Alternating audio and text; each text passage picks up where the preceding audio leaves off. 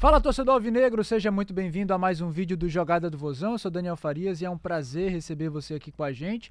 Hoje, num cenário um pouco diferente, trazendo também um convidado especial, nosso querido Alexandre Mota. Muito obrigado pela presença, Mota. E aí, cara? Mota é nosso repórter, comentarista, enfim, multifunções aqui e tá junto com a gente nessa apuração da saída do Moza, que foi confirmada ontem, e também da busca do Ceará por um novo treinador. Alexandre, cara, resultado ruim, mas a gente já imaginava que diante de uma derrota como essa, a saída do Moza fosse se confirmar. Era uma situação praticamente sustentável a que ele estava vivenciando, né? Cara, eu acho que sim. O torcedor do Ceará, no geral, ele tem dimensão de que o trabalho do Moza ele já estava com um prazo de validade vencido. É verdade. Desde o Clássico Rei, né, em que ele ganha uma sobrevida, muitos torcedores alvinegros acreditavam que ele corria risco de ser demitido ali. Sim. Mas aí ele vence o Fortaleza. Ele ganha o direito de permanecer durante esse mês que passou. Ele ficou no início do mês, aí teve aquele resultado, ele ficou o mês todo. Mas se a gente se distancia daquele jogo, ele já chegou naquele momento pressionado. E tudo que aconteceu depois foi basicamente a chancela de que o trabalho era insustentável. Perder para o Operário da forma com que o Ceará perdeu, realmente é um cenário de incompetências. Um roteiro assim, né? É um roteiro muito cruel, mas de muita incompetência. Sim, também. É verdade. Porque o Ceará abre o placar, o Ceará sofre uma virada, tem dois dos jogadores mais defendidos do Moza expulsos. Lucas Lima e Fernandinho são dois dos que ele mais bancou no time. E contra, assim, o pedido da torcida, né? Totalmente. Então, ele acabou culminando nessa reta final de período por uma série de decisões muito questionáveis. Sim. Afastar jogadores do elenco. Internamente, a gente sabe que isso não pegou tão bem. O departamento de futebol, através do Anderson Batatais e do Ricardinho, deixou muito claro que eles não queriam fazer isso. O Moza bancou isso. Insistir em jogadores tecnicamente mal. Ele fez isso com o Bruno Ferreira, muito tempo. As substituições, às vezes, questionáveis. Tirar o Melk nos jogos, né? Isso o Melk, que era o principal jogador. Sim. E para ser honesto, né, com o Moza, talvez o que o Moza mais fez foi realmente utilizar a base. Talvez o ponto positivo, né, dele foi esse. Mas até esse ponto tem um asterisco. Porque ele demorou demais para entender que o Melk podia ser titular do time. É verdade. Não à toa, quando o Melk vira titular de fato do Ceará, ele participou dos últimos 3 jogos com gol. Isso. Somando o Clássico Rei com gol e assistência. Então é um cara que hoje é o melhor jogador do Ceará. Não só ele. Os meninos da base estão no rol dos principais jogadores do Ceará. É verdade. E aí, Alexandre, diante de toda essa situação, você precisa ter uma certa pressa, porque a Série B tá rolando. O Ceará vai ter jogo só daqui a 10 dias contra o Avaí. Espera-se que lá já tenha um novo treinador e aí já iniciou a busca. A gente está desde ontem trabalhando bastante, tentando descobrir quem é esse nome para trazer para você, torcedor. O Alexandre está participando diretamente também desse processo e queria te perguntar, Alexandre, como é que está o andamento, se já tem algum nome em vista e principalmente qual é o perfil de treinador que o Ceará está buscando. É alguém semelhante ao Moza? É porque assim, é difícil esse mercado, né? Não é fácil você encontrar um treinador do dia para a noite. Hoje, o cenário do Ceará, né? Ele tem um departamento de futebol que é novo. O departamento de futebol do Ceará é recente e com muita gente sendo pela primeira vez o responsável pela tomada de decisão. Sim. E isso fez, inclusive, Daniel, o presidente João Paulo Silva precisar entrar de novo nessa seara. Quando você tem, né, o BD como diretor de futebol, tá pela primeira vez. Ontem foi a primeira vez que a gente ouviu a voz dele praticamente. E ele estava bem assim, tenso, nervoso, né, naquele momento. Sim. O Ricardinho, né, que era assessor de futebol agora, assume um papel de liderança, mas não mudou de função. O Batatais, que por muitos anos era auxiliar técnico, foi até treinador, aí agora está como coordenador. Então tudo é muito novo. E por conta disso, quem está à frente realmente da negociação é o João Paulo Silva, presidente do Ceará. A gente sabe, Daniel, de algumas coisas que foram determinadas pelo presidente João Paulo Silva. Número 1, ele quer um técnico brasileiro. Ele entende que trazer um estrangeiro nesse momento não seria positivo. Geralmente o estrangeiro já chega querendo um monte de jogador do cenário sul-americano. O elenco do Ceará não tem nenhum, e o time do Ceará não tem esse lastro de ter muitos gringos no plantel. Número 2, eles entendem que precisam contratar alguém que não seja um cara que está iniciando a carreira. É um erro que o Ceará... experiência, né? É um erro que o Ceará já tomou em determinado momento, né? Quando contratou o Lúcio, até na gestão do Robson de Castro. Até o final da Série A 2022. E não deu certo, terminou o ano com o Gil Cantonello como técnico. Sim. Então, Hoje o João Paulo Silva entende que precisa ser alguém que tenha conhecimento de Série B do Campeonato Brasileiro, seja brasileiro, e aí entra o último detalhe, seja alguém mais enérgico no vestiário.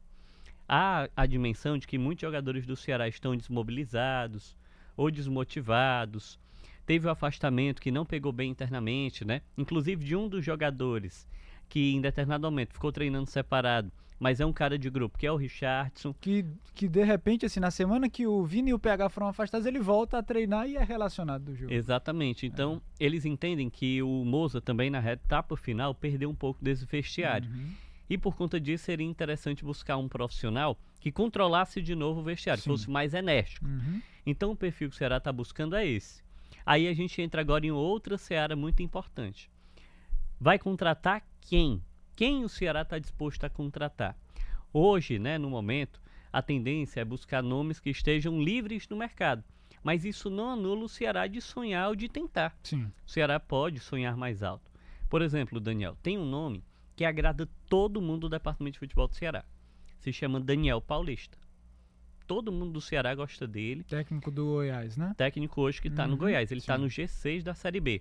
É difícil a gente olhar para o G6 da Série B e entender que o cara quer vir trabalhar em um time que está em 13º. O Goiás está 4 jogos sem perder. O time do Ceará já está com outras questões. Aí é preciso estudar caso a caso. Lá no Goiás, o Daniel Paulista está tendo problemas financeiros. O Goiás está com salário atrasado. Isso pesa, às vezes pesa, né? Isso na pode pesar na tomada de decisão. Mas ele é um exemplo de alguém que está empregado. Sim. A tendência maior é buscar nomes que não estão empregados. Aí a gente pode falar de alguns nomes, como Fábio Matias, né? Saiu recentemente da Chapecoense, estava na livre. Série A do Campeonato Brasileiro. A gente pode falar do próprio Roger Silva, né, que esteve no Sport. Antes no Londrina, né? Eu não acho que o Roger fez bons trabalhos recentes. É verdade. Mas ele tá no Londrina livre. Ele foi bem, depois no ele Sport, está livre na Série B. Gilmar Dalpozo, alguém que já passou por Porangabuçu, é um bom nome, mas teve uma rusga com o Ceará, torna difícil a contratação passagem dele. dele terminou de uma forma bem delicada, né? A gente pode dizer. Não sei se teria um clima para ele aceitar, né? Talvez uma proposta. E aí outro nome que está livre no mercado é o Alan Al, né? Que era do Londrina, também foi para a final, né, do Campeonato Paranaense. Então, deu para entender já que não há um perfil definido em termos táticos. Na verdade, o Ceará está tentando definir alguém que aceite o projeto. Sim.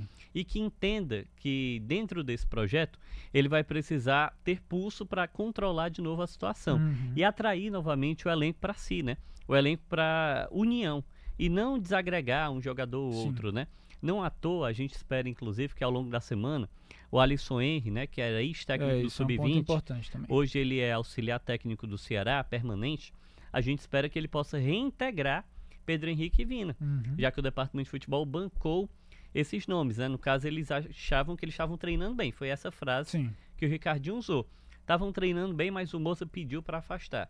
Então, tudo indica que todo mundo vai voltar a ficar junto lá em Porangabuçu até eles contratarem um nome. Existem nomes que o Ceará deseja, almeja, gostaria, mas esses nomes estão empregados, torna tudo difícil. Existem nomes que estão no mercado livres, mas talvez não sejam o que o Ceará precise.